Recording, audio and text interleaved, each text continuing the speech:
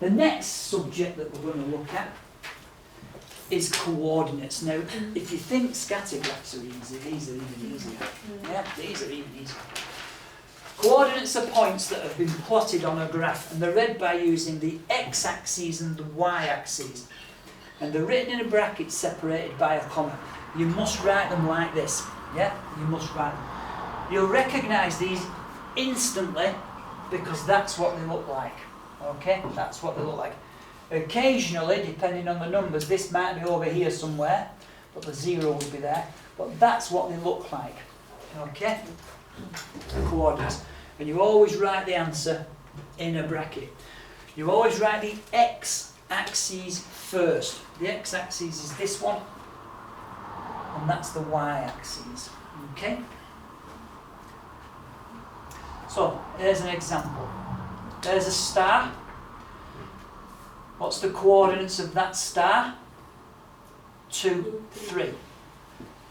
2, 3. 2, 3. Yeah? So what you do, yeah?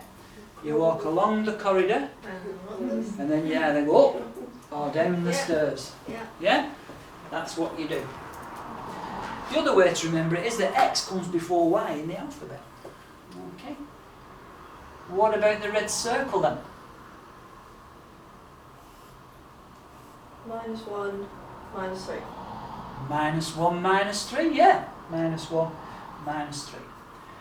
Smiley face. -4.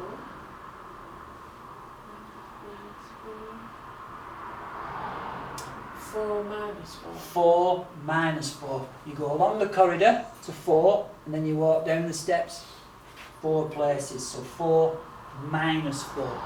Yeah? You always remember, walk along the corridor and then go either up or down the stairs. Okay? So we've walked along the corridor to 4, and then we've gone downstairs. Yeah? 4 minus 4. It's important that you get the coordinates the right way around. X comes before y in the alphabet, or you go along the corridor, then up or down the stairs. Yeah? Nice and straightforward. So what they might ask you to do, they might ask you to make some shapes, okay? You maybe have to make some shapes. So they might give you a couple of coordinates. You've got to stick another coordinate in to make, in this case, a triangle. Could be a 4-sided shape, could be a 5-sided shape, could be whatever. But basically that's all you've got to do, just draw a shape.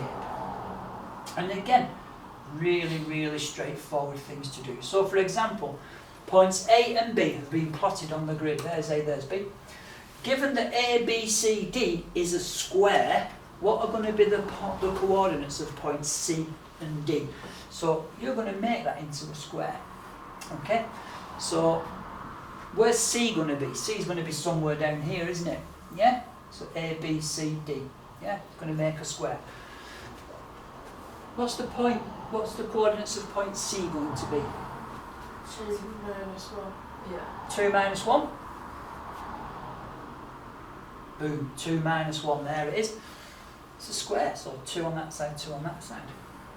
1 down, 1 down. So D is going to be 2, 3. 2, 3. When you join them together, it makes a square. Makes a square. Write down the coordinates of point C. Here's point C. So 1 minus 1.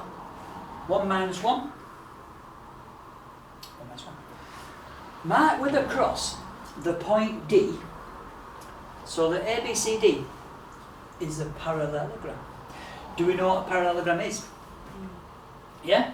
Go on. Do it at school. Yeah. Yeah? Yes. Two sides that are, that are Train parallel, Yeah. like a train track, Yeah. but the ends don't have to be. Yeah? So point D is going to be somewhere up here. Where do you think it's going to be? It's a bit difficult to visualise it on there. It's going to be like 5, 5, 2, maybe.